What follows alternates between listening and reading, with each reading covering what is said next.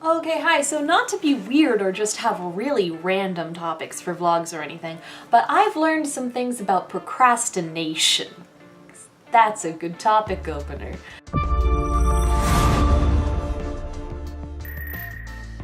Gosh, I wish I had the post where I was reading the stuff because it had more examples than the two I remember just off the top of my head, but whatever. So, humans are animals. Animals are animals. All animals seem to have this problem with procrastination, and people seem to have figured out what that problem is and why it happens. Because see, to use the two good examples that I remember, say you've got like a dog. It's a nice dog. It's a very good dog. This dog has marked out its territory. He knows where to defend and everything, and doesn't want any dog coming over his territory and everything. But there's a dog over there. He seems nice. It'd be a good dog to play with. But that dog is over in his own territory. Oh no. You don't want to get out of your territory. You want to go greet the other dog. You want to play with the other dog, but you can't leave your territory. But you also can't go into his territory. And so just these two warring instincts / desires. And what does the dog do? Defaults to digging holes for no reason. Apparently that's a procrastination activity for dogs. Same story, different animal. You got a bird, very nice bird, very cute. Let's say she's a seagull. This is a nesting seagull. And so the seagull's got her little chicklets and is really thinking about going down to the ocean and getting some fish.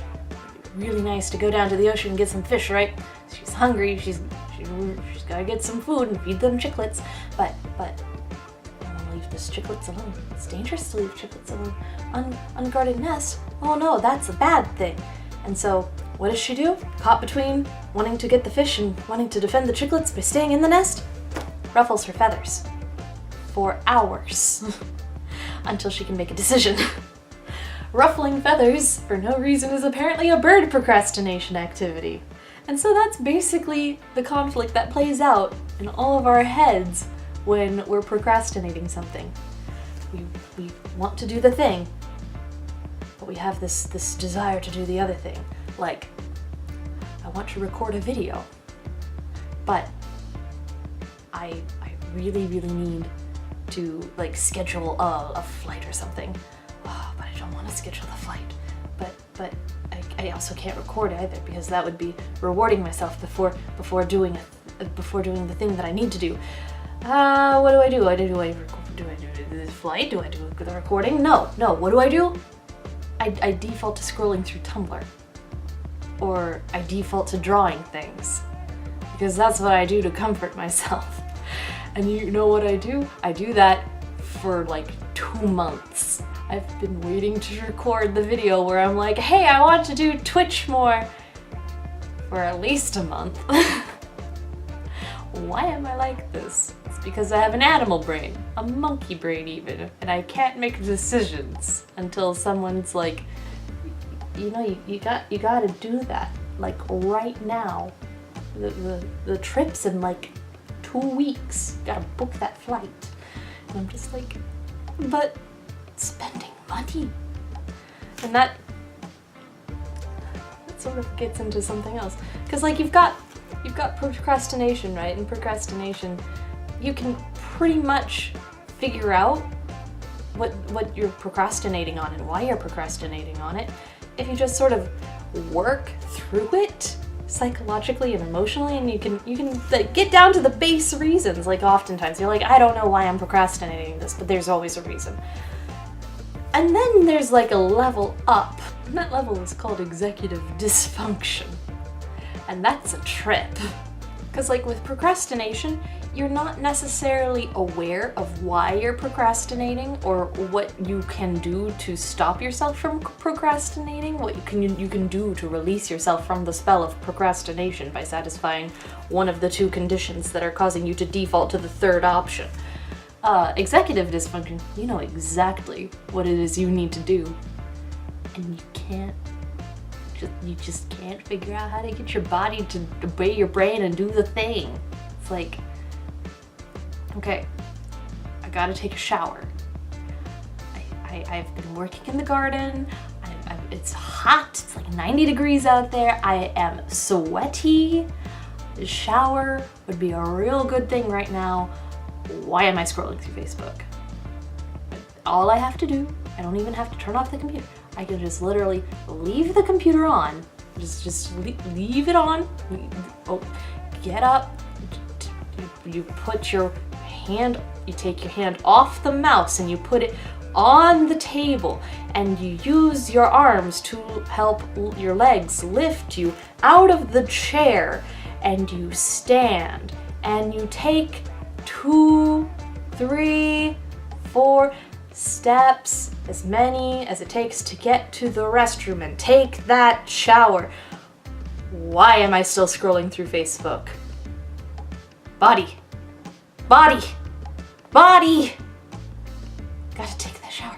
Come on. Get up to take the shower. Body. I swear, if we don't take that shower, no more pizza for a month. God damn it, body! Just a thing, and it's frustrating and not the most fun. And I don't really know how to stop the executive dysfunction thing because I'm not a psychiatrist. And so, like, there's probably reasons behind all that too, but level up from procrastination. You need actual help for that one.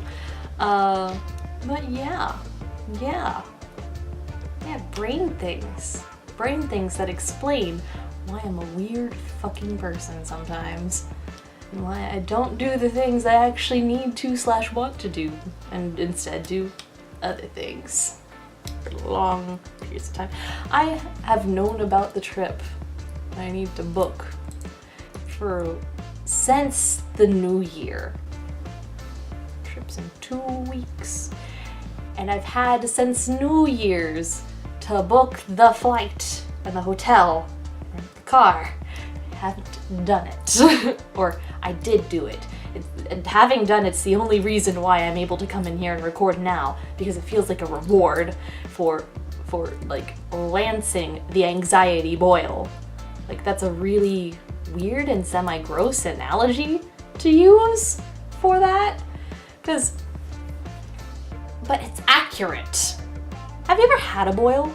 Like, for anyone who doesn't really know what a boil is or hasn't had one, it's like if a pimple and a blister had a terrible baby, just a really terrible pimple blister baby, and it usually shows up like on your butt or between your thighs, places where you get like a lot of friction, and like athletes and people who have really hard labor jobs and people who ride horseback all day tend to get boils on occasion, and they hurt. They are painful. You don't want to touch it. And it's like that. Like, imagine if psychologically you had a boil made of anxiety. You don't want to think about the thing. You don't want to touch it. It's there. You avoid it. You avoid eye contact with the anxiety boil. But the only way I really know how to fix an anxiety boil, or a real life actual boil, is to disinfect a needle and lance it. And just get all the bad stuff out of it, like squeeze it all out of there. It's a really gross analogy, but it's accurate. That's how it feels like. And it's painful. Like real life, anxiety, psychological life. Boils are painful and nasty, but once they're done and all the grossness has been removed, you can put like aloe on it and it can start to heal. It'll scab over and heal and everything gets better. And that's me with like buying tickets for things and places and events and going and doing the things that I know I'm going to enjoy when I'm there, but the process of getting, because like, I don't know why my brain thought that it would be a good idea to avoid thinking about the thing, because it's not like it'll be like a bad trip. I'm going to enjoy the heck of like going to see my friends that I haven't seen in a year and celebrating their life and success and the joy in their lives.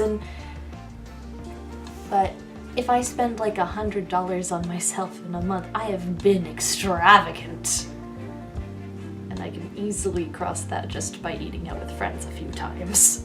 So, and now that that's all taken care of, I have less anxiety overall, and it's great. And now I can focus on getting videos prepared for the trip and also on getting the wedding gift prepared.